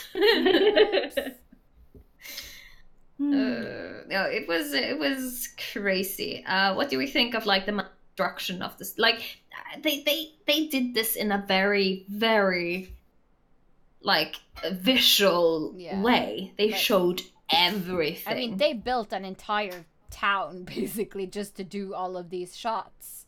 Like yeah. they built like 6 blocks of just buildings and alleyways, and it was so visceral. Like there was so much blood and so many burn victims and rocks and things flying everywhere. So it was very dramatic and very intense and very close on the people on the ground. Like Yeah. this was a shot that also established Dany and her army as the enemies, because they start like the dragon is a terror, a nuclear weapon, and people are running away scared, amputated, burned to crisps, and the people from the north and the Unsullied and the Dothraki are killing innocents or raping them. You know, it's Yeah. it's Yep. just one step further in making the good guys not so good anymore. Yeah. And also it's the very like realistic ways of war. Yeah, for sure. Yeah, and the real villains are those who actually think they're doing the right thing. Yeah. Yeah. It- And also I think what's a bit like not funny, but it's they only show facial expressions and speech done by all the other characters except for Dany from this Yeah. point and out. Mm. So it's Yeah. like the show kind of distances itself from her just to make us feel like more like, oh, you left us. Mm. How could you Yeah. do this to me, Dany? You don't get a single glimpse of her after she starts burning the city, which is a very interesting choice. Yeah, I guess what you said before, she's become the dragon. Mm. Yeah. And also, there's a moment in this fight where Jon kind of snaps out of his like rock Mm. when he hears a woman screaming and he sees that one of his own men is about to rape her. So he goes up and he kills this man. And I don't know if you guys noticed, at this point in the show, they stop the music. And from this moment and on, there's a long time where there's only sound effects from people screaming and the dragon smashing things and burning. No music, no bass line, no drums, no anything. I didn't notice, but now that you mention it, Yeah, I It's didn't just- notice. I think they've done such a good job with setting the mood with music. It's like it's so thought of. except for the music at the end of the episode during the credits. Like, what the fuck was even that organ jazzed up version of the Reigns of Castamere? It was horrible. I think it's because they've been playing the Reigns of Castamere all over the episode, especially in all the Cersei, Jaime scenes. Yeah, no, it was just horrible. The ending credits music of this episode was like, what the fuck is this? I didn't think Oh. much of it. I don't really remember much of the music at all. All right, well, I mean- if you see this episode again, just listen to the music during the credits at the end of the episode, and you'll notice that there is some very heavy-duty organ music in there, and they've kind of sped it up a little bit, I think. It just sounds really weird. Yeah. Anyway, the next thing that really happens, the major thing that happens, is the Jaime Euron battle, Yeah. which personally I hated. I hated it That too. was so bad. It was so unnecessary. Yes. Like, they could have ended Euron. Like, I would be happy to see Euron just die, like, in that dragon fire on the boat. Yeah. Didn't have to be more than that. Like, No. didn't have to have an epic death. With that said, I think the way, like, the end scene of it was very Euron, so I appreciated that. Yeah. But the fight in on itself, No, I didn't Useless. like it. I didn't No. like it. Like, not at all. no. And I mean, what are the odds of him coming up on the beach at the same exact moment when Jaime gets there? Like, has he just been lying there in the water like some skeevy alligator? Like, oh, I know someone's coming. You know? The only theory that I think supports him being able to do this is that he's actually a wizard. as he is. It is hinted that he is in the books. So if he actually is a wizard, it makes sense, complete sense. But I don't know. Yeah, no, I just, it was so weird. So, like Rara says, the fight with your own cheap. Great. Cheap. Like the only thing I appreciated was when Euron says like, "Oh, I am the man who killed Jaime Lannister," and then he smiles and as he dies. Yeah, because he's That's crazy. the only thing I liked. He's a nutcase, and that was also the only part of that I really enjoyed. The fact that, you know, he did this not because he wants anyone else to know, but because he knows. I was the one. Do we need to speak more of this scene though? No, Can we move on? no. I hated it so much. Thank you. I forgot it was there. Yeah. At this point, Danny, or in the midst of this fight, Danny has started to, you know, bring down the Red Keep. Cersei was basically ordered by Qyburn to leave, and we start seeing that like her walls are starting to crack, like. She's crying. Well, she doesn't start crying until a big boulder falls down and smashes her wine glass. That's when she starts crying. What do we think of this Cersei scene? She's finally snapped out of it.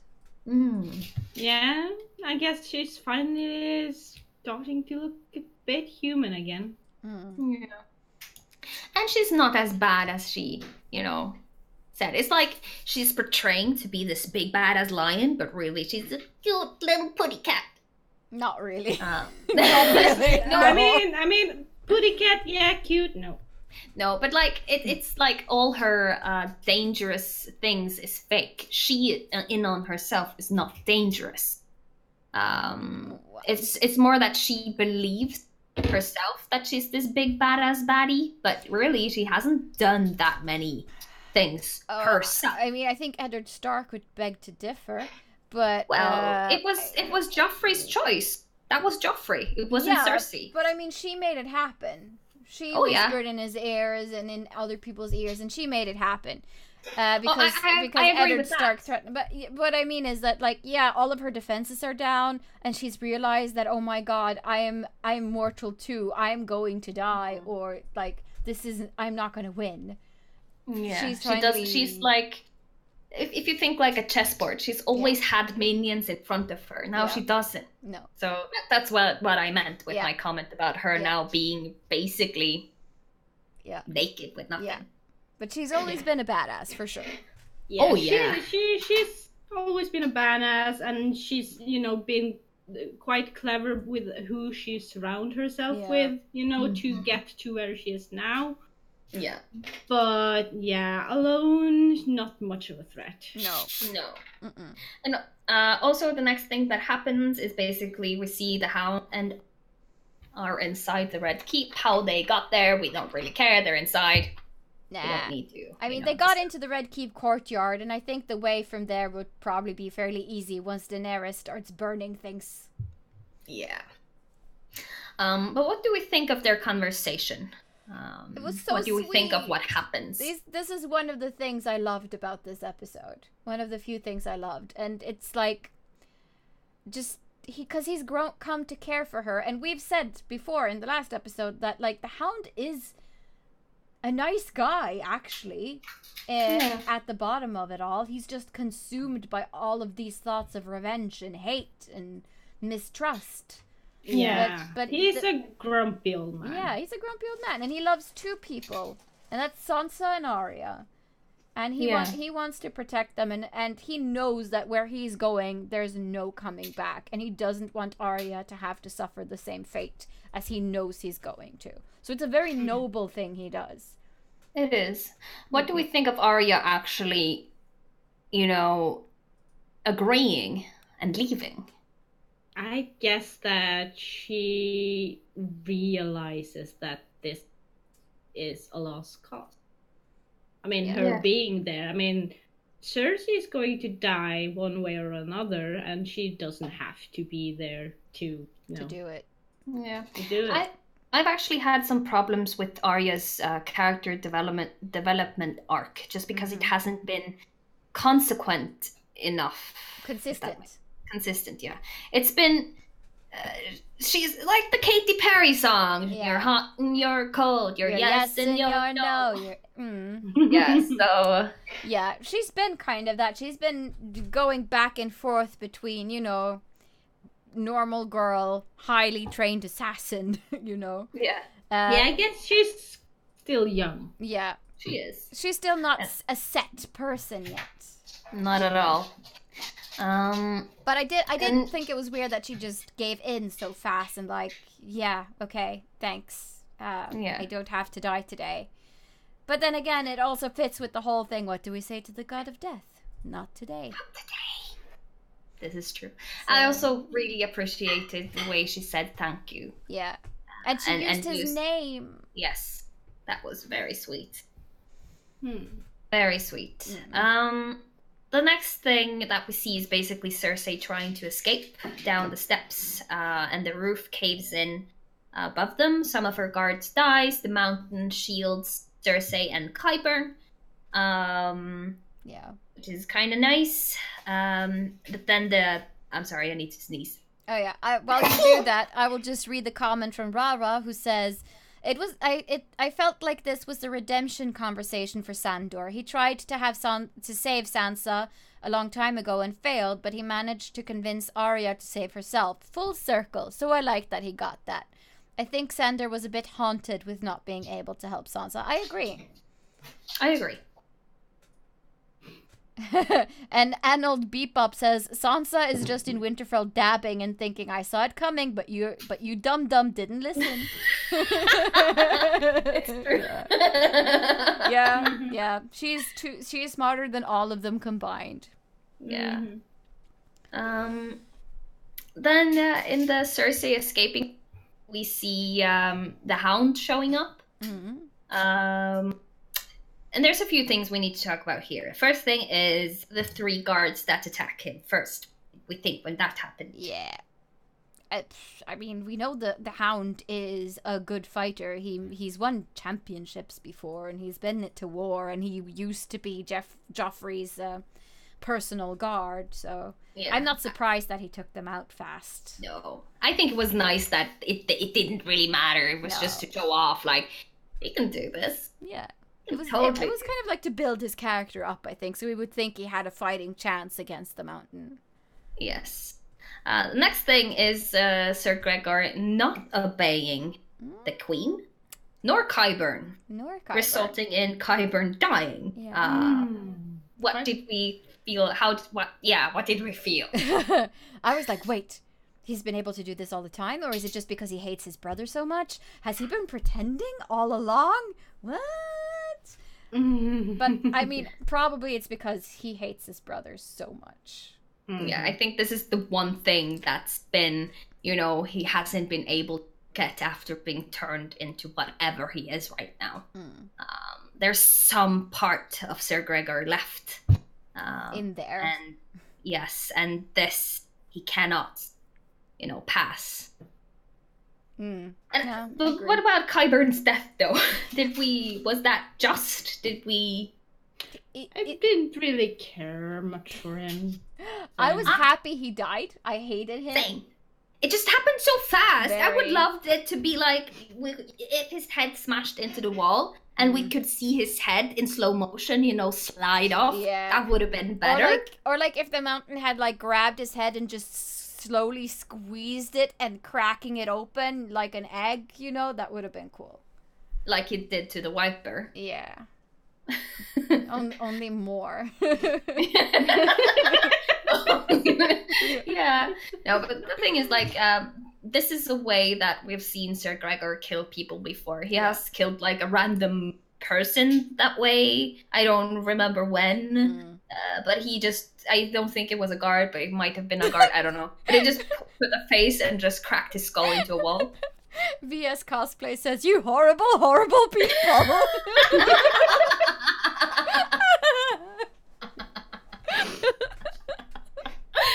But Qyburn sucks. I hate him. He's the worst. He's the worst. Yes. No, but I mean, I loved the fact that they got a final showdown. Did I think that the showdown might have lasted a bit too long? Yes. And I wasn't crazy about the lighting in some of the shots. Like, it looked a little bit B-horror movie at times to me. There were, like, when he was pulling his sword out of his stomach, it was just something that didn't look as genuine as the rest of the episode looked. I had a few CGI moments that episode that I thought looked a bit weird. But, you know. Yeah. But I mean, overall, I'm not going to complain a lot about that.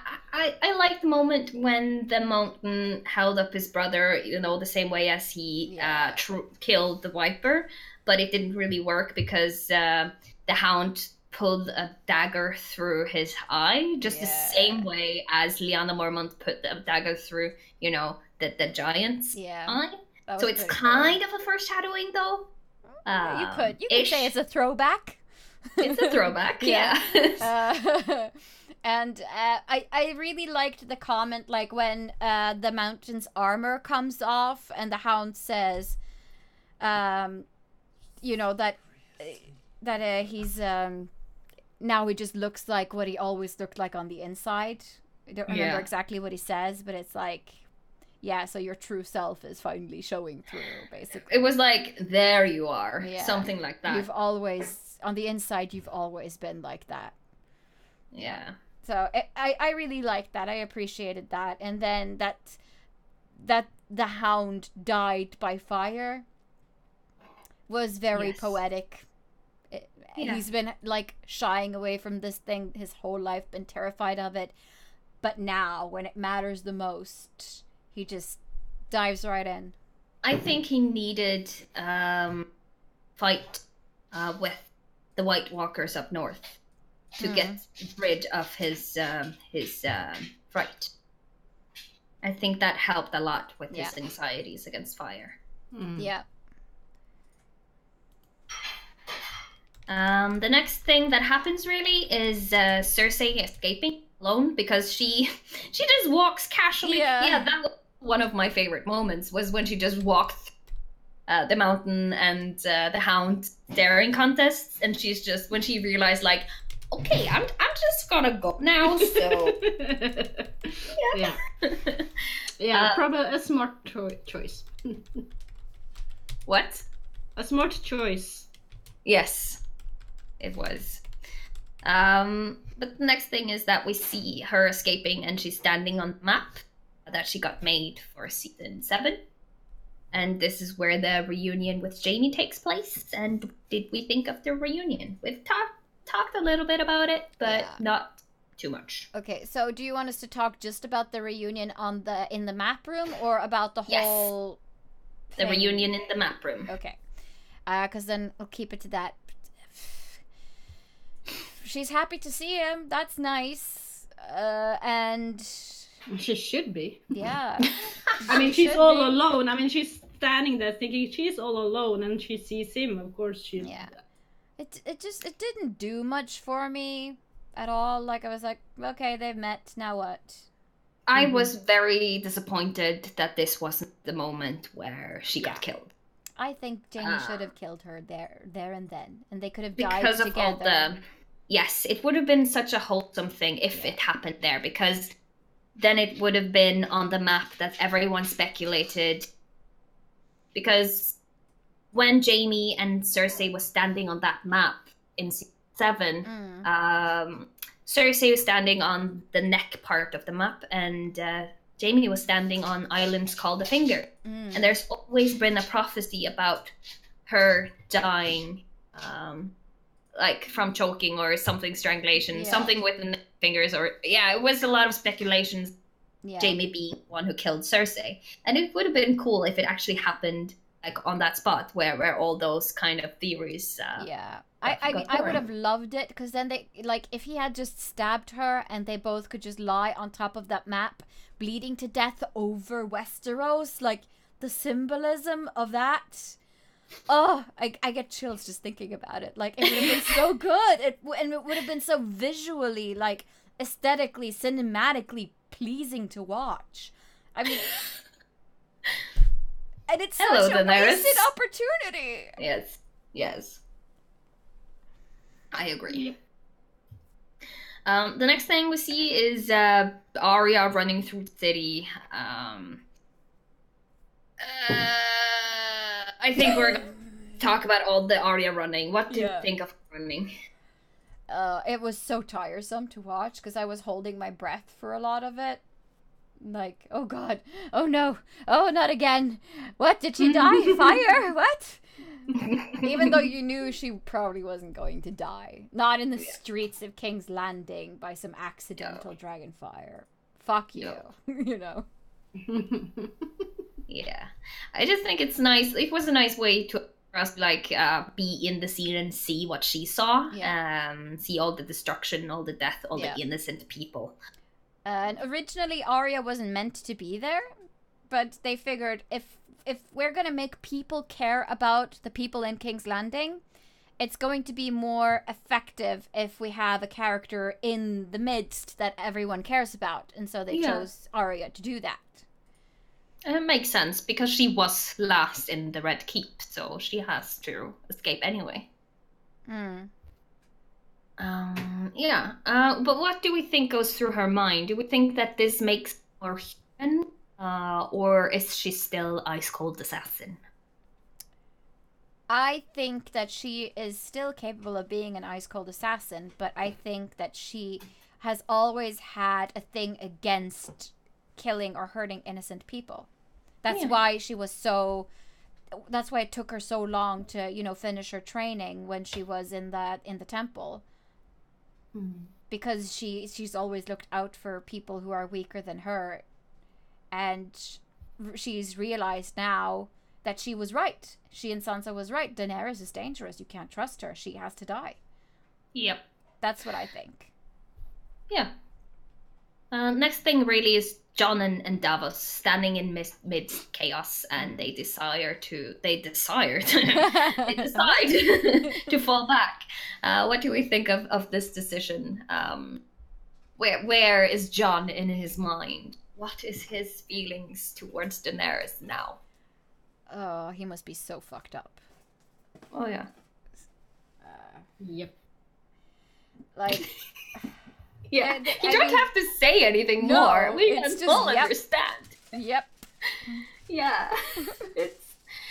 I'm just glad that he decided to fall back and to make that choice. And I think it's at this moment Jon decides his side of things. Yeah. He's no longer following his queen. I think now so he's too. made no choice to become what he's destined to become. Yeah. I think he has realized that it doesn't matter if he wants the throne or not. He can't allow Daenerys to sit on it.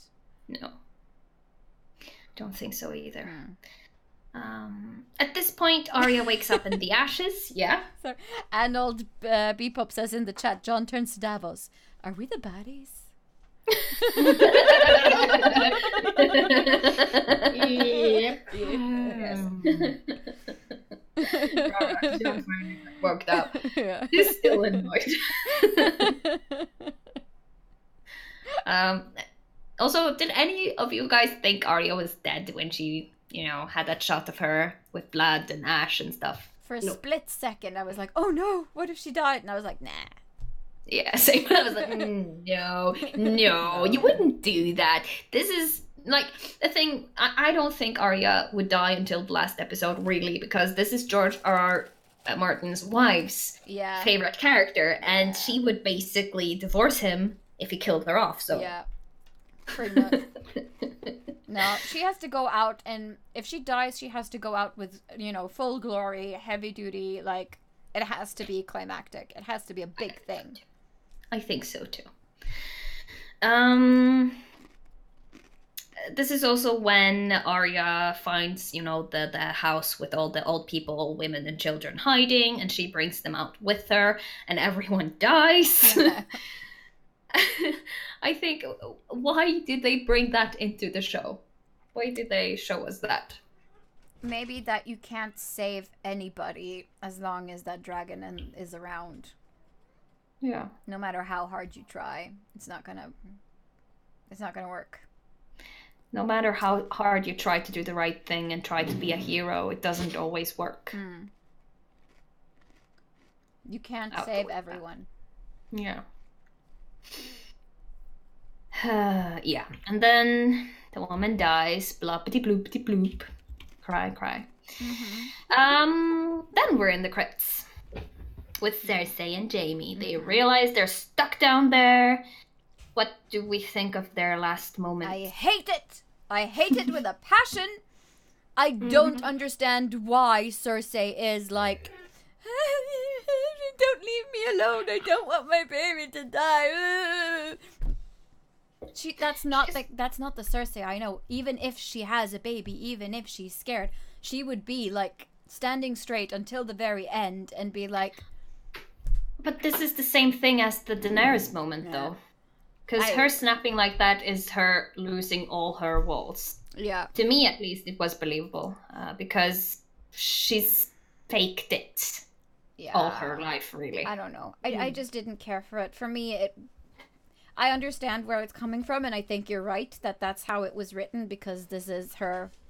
She realizes that everything is lost and there's nothing left, and there's nothing left to do but cry. But I would have liked to see her just stay in that moment of like, well, I may be dying, but I'm going down with pride, because that's what Lannisters are all about. Maybe. So it might just be my bias that makes me hate it, but I was just watching it and like, this is not the Cersei I know. That's the feeling I was left with. But I think she's worked so hard to have a hard shell forever, because she only cares about herself and her family, and it's been like that forever. And now it is basically just herself and her brother left, and she doesn't have to have that wall up. Nobody sees her. She can cry as much as she wants. Yeah. She doesn't have... Oh, yeah. It doesn't... Just finish. But she doesn't have more hate left, I think. She's spent all her hate and rage out. So there aren't any more emotions left than sadness now. Yeah.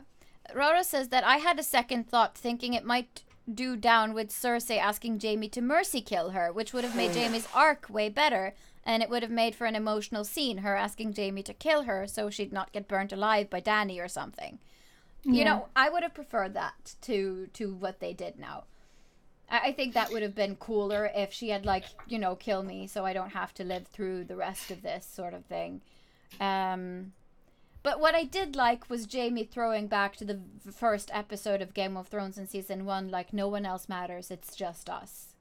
Yeah. I appreciated that one. It was a nice throwback. But they've been doing this thing all season where they've been throwing back to season 1 and shit that people said in season 1. So it's like a continuing thing that they're doing. I also appreciated the fact that he kind of held her head. Like, there's been a lot of that. Like, the Hound took farewell with Arya by holding her neck, like, in the back of her head. Yeah. And the same with Jaime now. He kind of held her by the neck. And that kind of is a slight, like, throwback to the people who wanted him to actually kill her. But it was, you know, just the last pose they were standing in instead. Yeah. I appreciate the fact that they got born together and that they died the same day. Yeah. That is some kind of poetic justification, or it's a nice roundness about it. But when this happened, I just felt like the whole story arc with Brienne was wasted. Yeah, it was such a waste. It made no sense now.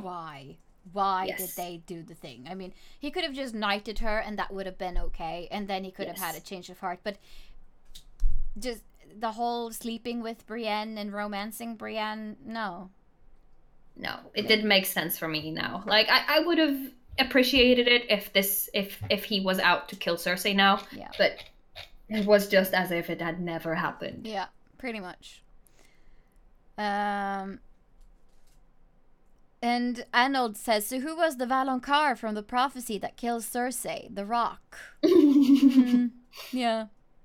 I guess so. Maybe there's some obscure language that has same, you know, words as they do in Valyrian or whatever, or was it Westerosi language. I don't know. Maybe they forgot. Absurd. Maybe the writers just plumb forgot about the prophecy. Who knows? No, but she did die in the hand of a loved one, Yes, though. that she did. In the arms of a loved one, not by the hand. So maybe there was a mistranslation going on. Could be. There must have been. It's the only way to justify it. Yeah. Little brother Dwayne Johnson. Yeah. That's what I first thought when I read The Rock too. I was like, when did? Oh yeah. No, I maintain. I wish Jamie had killed her in the map room. I agree. Would have been. It would have been beautiful. So maybe they should make season 8 again after all. Maybe. Just with this idea instead. It would have been so much better. Someone gets you. Yes. Then one of the last things we see in this episode is Arya covered in raining ash, looking around her. She sees the horse. What do we think goes through her mind, and what does the horse mean? Well, I mean, she has been running through the city trying to get out of King's Landing ever since she left the Hound, and now she wakes up and she's really close, but she's injured and covered in dust, and then this horse just appears before her like a way out, you know? Yeah, but she's also seen everything. Yes, she has. So either this is a way for her to get away and leave. I mean, she rides out of King's Landing. That you see her riding out through the hole in the main gate. So she's not staying there to begin with in next episode. But I still think she's going to either ride home for Winterfell and plot together with Sansa, or go straight in for like, I'm gonna assassinate Daenerys on my own. Yeah. I think it was kind of cool the way, a big white horse just standing there waiting for her, almost if it's God sent. Yeah, the Lord of Hint, Light. hint, Bran. Hint, hint, Bran. Yeah. Could have been Bran. I mean, because you gotta think, he must have seen all of this coming and let it happen for a reason, you know? Yeah. Mm-hmm. I don't know. I think it's nice that we've been through, like, Arya has seen soldiers killing soldiers, soldiers killing civilians, civilians running for their lives, civilians dying. She's seen, like, everything. And I think she's going to go for Daenerys. I think she has added another name to her list. I think so, too. Yeah, so all in all, what did we think of this episode, though? I don't know. I think that's the best reaction. No, I didn't like it. The first time I watched it, didn't like it. Second time I watched it, when I started looking for details and was a bit more aware of things, I liked it a bit more. But it has the same things like with season 7 and season 8. It's rushed. It has a few, things that's not that logical time-wise. Inconsistencies, basically. And as I said earlier, like, they're trying to cram 2 seasons into half of a season, basically. Yes. And it's not working. Nope. I mean, everything is beautiful. Everything is well crafted. It's just that the story and the character arcs are not making as much sense as they used to. They're not. They're happening so fast that the viewers won't have time to be on that journey with the characters, which will make them less relatable. And I think that is one of their biggest mistakes. Yeah. Because people want to relate to all the characters, even though you don't relate to everything they do, but you want to, like, feel why they follow the process of getting from A to B. Yeah. This is like, catching up with old friends that you haven't seen in years, and suddenly they're married. Suddenly they have gotten a twin. Suddenly, Yeah, suddenly there's a whole lot of shit, and you really don't know what's going on. And that's kind of like what that episode left me feeling like. I have no idea what's going on now. Like, why did all of this happen? Yeah. Yeah, no, yeah. So- Do we have any favorite moments though? Well, Arya and the Hound I really liked. And Jamie and Tyrion in the tent. yes, and Jamie and Tyrion in the tent I really liked. Varys' execution. I didn't really like it that much. Like it was an okay scene, but it wasn't a favorite. No. I liked the whole thing before it happened. Yeah. You know, the build up Yeah. to that happening. When he was sitting there writing his notes, taking off his rings, it was just a nice, like I felt like. Yeah, I liked that Varys. part. It was good. Yeah. No. I also enjoyed when you see John realizing that he is on the wrong side, that he is doing the wrong thing and fighting for the wrong queen. Yeah. That's a moment I also really enjoyed. I like that. And the moment at the end when Arya comes to and finally escapes, that's a nice one. It's shot very well. It's very, like, it's a moment of quiet after the storm sort of thing. So I liked it. And yeah, no, beyond that, no. A lot of the other episodes had better moments that you'll remember better, that were like, oh yes, that's a good one. So and the next episode is the last one? Yeah. It is. What about you, Tonya? You're thinking hard. Mm-hmm. Nah, I'm waiting.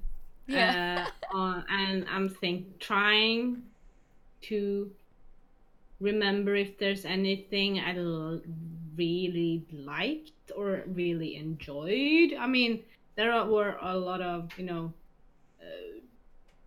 scenes and situations that were, very well made, that made me feel stuff, of course. But all in all, I don't know. I mean, maybe the scene between Arya and, Sandor, maybe. Yeah. I guess. But and seeing that Arya got out alive, but no, I didn't really like it per se. I can just hear your wheels grinding, trying to find something nice to say.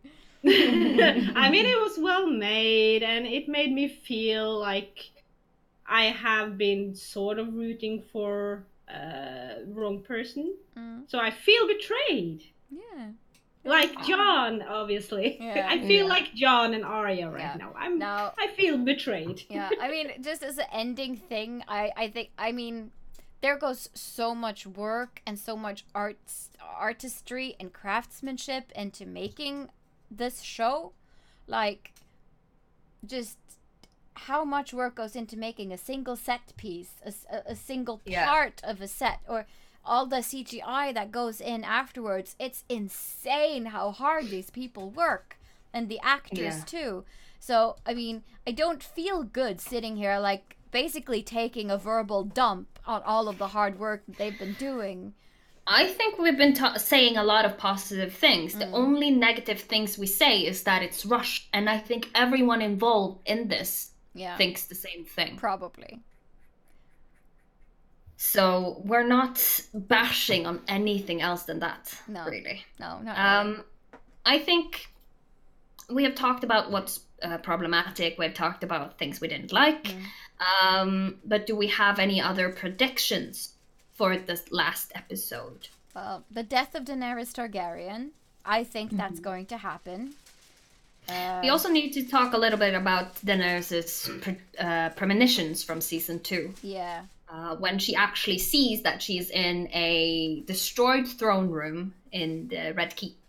There's snowing, or I believe I've actually talked to someone about it being ash. Either ash or snow. I think we talked about it when that happened. Yeah, I think we did. And she reaches for the throne, doesn't touch it, turn around, and then go to the wall. So it might be that just her visions has been the wrong, way. Yeah. What happens when she goes through the wall, though, is that she meets Khal Drogo, and her unborn dead child. Yeah. So I think what you're saying is right as well. I think Daenerys might die. Arnold Bepop says Queen Sansa. That would be great. Yes. I would love it if there was a Queen Sansa. Yes. Do we have any predictions about what will happen to Tyrion? I think Probably he might die. I think I think- Daenerys might execute him. Mm-hmm. Then I'm gonna say I think he's not gonna die, just and the odds. Yeah. What will happen to Sansa though? I think Daenerys is going to Winterfell next. I think she will be leaving for Winterfell, or at least want to go to Winterfell. And I think Jon will be the one who actually slays her. Yeah. Slays the dragon I at the think end. it's probably going to be Jon. And if it isn't Jon, it's Arya. Those are the only two that I think are going to be even close to getting at Daenerys, or who's going to want to kill Daenerys. Yeah. And And also, if Jon kills Daenerys, he loves her. yeah. It will make sense because of all the Azor Ahai prophecy, Yes. because he fits perfectly into everything with that prophecy. Yeah. And they haven't really, they have played out a lot of characters to maybe be the Azor Ahai, but I think it might have been Jon all along. And if he plunges his sword through Daenerys, he will have his Lightbringer. Yeah. Because that's basically what happens in the old story as well. The hero killed. It fits well together for me, I think. Yeah. That would be the best way to solve this whole thing. I And don't if think it Sansa's going to isn't- get killed by Dany, though. No, and if it isn't Jon, then what the hell has he been doing this season? Yes, good point. I don't think Daenerys is going to kill Sansa, no, but I think she will want to go north. Oh, she probably wants her dead real bad. Oh, yeah. What will happen to Arya? I think Arya will probably survive and just go out into the world on her own. I think she'll just leave everything behind.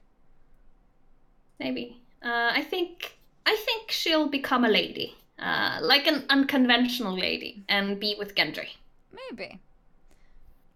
She will not wear dresses, though. No. Maybe. No. I think she will maybe be kind of like if Jon becomes king, Sansa becomes his right hand, and Arya will become the left hand, dealing with shady stuff in the shadow. I mean, she could be the new spider.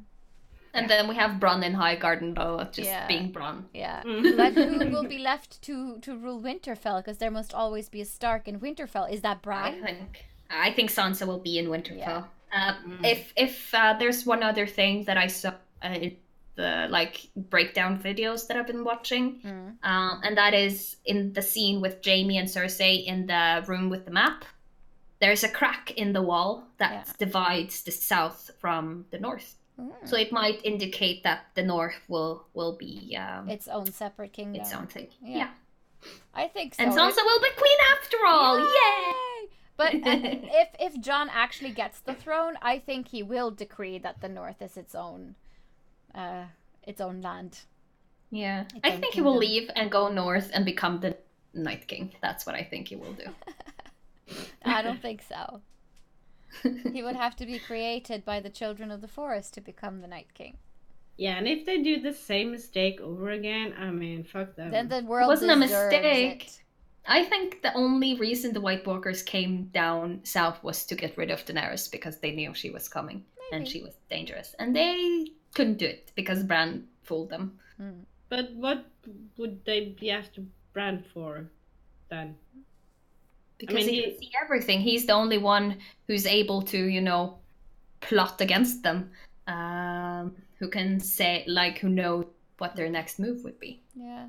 Well, because the Three-Eyed Raven knows the past, the future, and what to come. No, but the Night King was created with a singular purpose, and that was to kill the humans, because the humans were taking over the land and ruining the children of the forest's homes and stuff.